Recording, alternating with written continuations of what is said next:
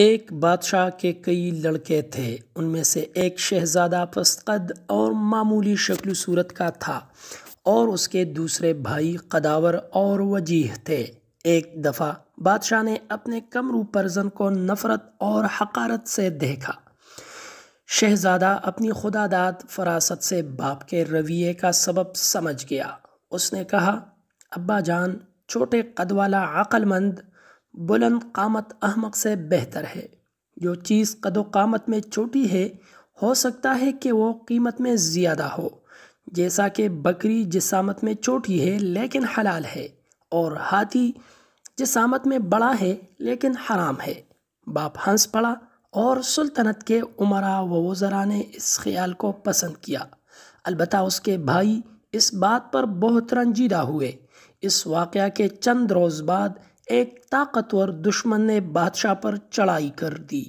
جب دونوں لشکر آمنے سامنے ہوئے اور لڑائی کے لیے پر تولے تو سب سے پہلا جو شخص میدان کارزار میں آیا وہ وہی پست قد شہزادہ تھا۔ اس وقت یہ کہہ رہا تھا، میں وہ نہیں ہوں کہ لڑائی کے دن تو مجھے بھاگتے ہوئے دیکھے۔ میں تو وہ ہوں کہ تو جس کے سر کو خاک اور خون میں لتھڑا پائے گا۔ جو شخص جنگ لاتا ہے وہ اپنے خون سے کھیلتا ہے، اور جو میدان سے بھاگتا ہے وہ اپنی فوج کے خون سے کھیلتا ہے۔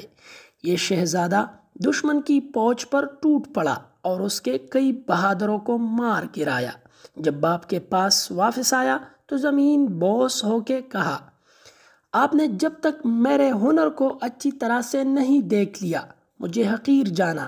سچ تو یہ ہے کہ دبلا پتلا سبک رفتار گھوڑا لڑائی کے دن کام آتا ہے، نہ کہ موٹا تازہ بیل۔ کہتے ہیں کہ دشمن کی فوج بہت زیادہ تھی، اس کے مقابلے میں بادشاہ کی فوج تھوڑی تھی۔ ایک گروہ اپنی کم تعداد دیکھ کر جی چھوڑ بیٹھا اور اس نے بھاگنے کا ارادہ کیا۔ بہادر شہزادہ ان کے تھیور بام گیا اور اس نے للکار کر کہا، اے بہادرو، ہمت سے کام لو اور عورت کا لباس مت پہنو۔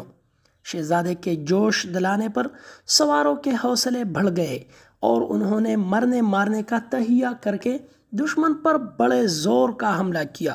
دشمن اس ہولناک یلغار کا مقابلہ نہ کر سکا اور بھاگ کھڑا ہوا۔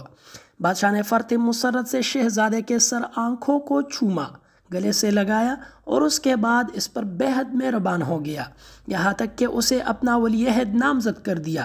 اس کے بھائیوں کو حسد پیدا ہوا اور ایک دن موقع پا کر اس کے کھانے میں زہر ملا دیا۔ شہزادے کی بہن نے کھڑکی سے اس کی یہ حرکت دیکھ لی۔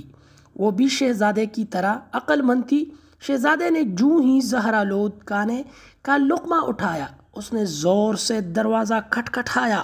شہزادہ متنبہ ہو گیا اور کھانے سے ہاتھ کھینچ لیا اور کہا، یہ مشکل ہے کہ اہل ہنر مر جائے اور بے ہنر ان کی جگہ لے لے۔ بادشاہ کو اس واقعہ کا علم ہوا تو اس نے حاسد بھائیوں کو طلب کیا اور انہیں مناسب سزا دی۔ پھر ہر ایک کے لیے آس پاس کے علاقوں میں سے ان کی مرضی کے مطابق حصہ مقرر کر دیا تاکہ فساد کی جڑ کٹ جائے اور جھگڑے کا احتمال نہ رہے، کیونکہ داناؤں کا قول ہے کہ 10 درویش ایک گدڑی میں سو سکتے ہیں لیکن 2 بادشاہ ایک ملک میں نہیں سما سکتے۔